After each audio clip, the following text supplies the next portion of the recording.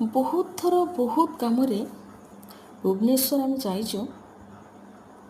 କେବେ ସମୟ କାଢ଼ିକି ଆମେ ମାନେ ଯିବା ପାଇଁ ଚାହିଁନୁ ଯେ କି ଖଣ୍ଡଗିରି ଆଡ଼େ ବୁଲି ଆସିବା, କେବେ ବି ଯାଇନୁ। ହଁ, ପିଲା ସମୟରେ ଯାଇଥିଲୁ, ଯେତେବେଳେ ଛୋଟବେଳେ ପାଠ ପଢ଼ୁଥିଲୁ ସାର୍ ମାନେ ନେଇକି ଯାଇଥିଲେ, ମନେ ନଥିଲା।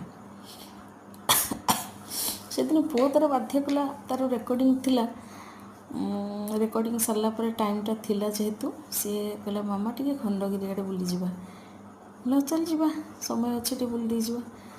ଆଉ କାହିଁକିନା ଆମେ ତ ସବୁବେଳେ ତା ବାବା ଏତେ ବ୍ୟସ୍ତ ଯେ ତାଙ୍କୁ ନେଇକି କେଉଁଠି ଇଚ୍ଛା କରିକି ବାହାରିକି ଯିବା ସେଟା ସମ୍ଭବ ନୁହଁ।